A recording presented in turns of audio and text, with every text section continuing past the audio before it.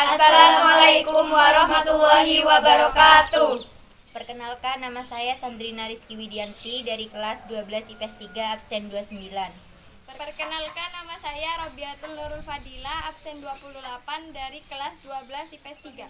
Ayo Win. Perkenalkan, nama saya Win Wulandari, kelas 12 IPS 3 absen 33. Perkenalkan, nama saya Aziza Tunafsia, kelas 12 IPS 3 nomor absen 6. Perkenalkan, nama saya Nabila Iswina Putri Maharani dari kelas 12 IPS 3 nomor absen 23. Saya Sandrina Rizky Widianti akan menganalisis hak dan kewajiban pembangunan rumah di bantaran sungai.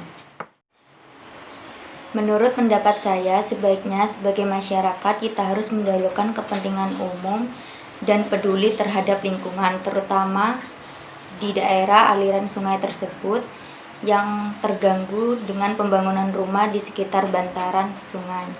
Tujuannya agar resiko di kemudian hari tidak terlalu besar.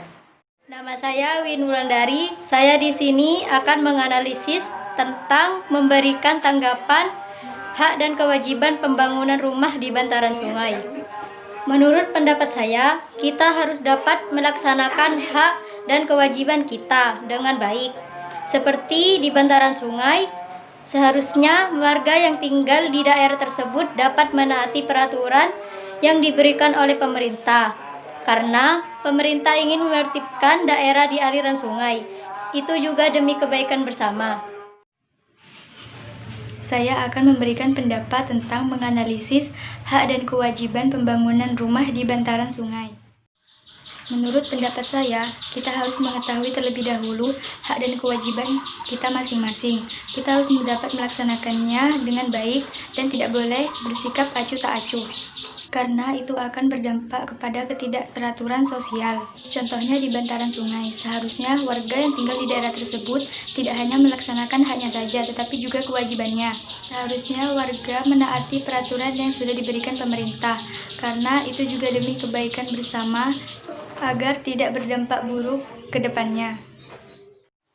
Saya Nabila Iswina Putri Maharani akan menjelaskan tentang menganalisis hak dan kewajiban pembangunan di bantaran sungai menurut pendapat saya.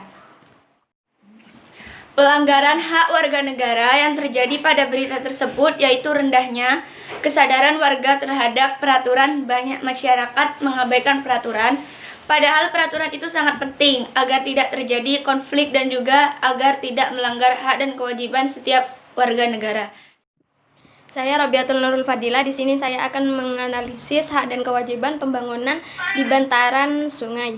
Menurut pendapat saya, melaksanakan hak dan kewajiban kita masing-masing itu sangat penting. Tetapi sekarang banyak warga yang mulai acuh tak acuh terhadap hak dan kewajiban yang mereka miliki. Seperti di bantaran sungai, seharusnya warga yang berada di daerah tersebut menaati peraturan yang diberikan pemerintah. Mereka banyak yang tidak menaati peraturan, padahal semua itu demi kebaikan bersama.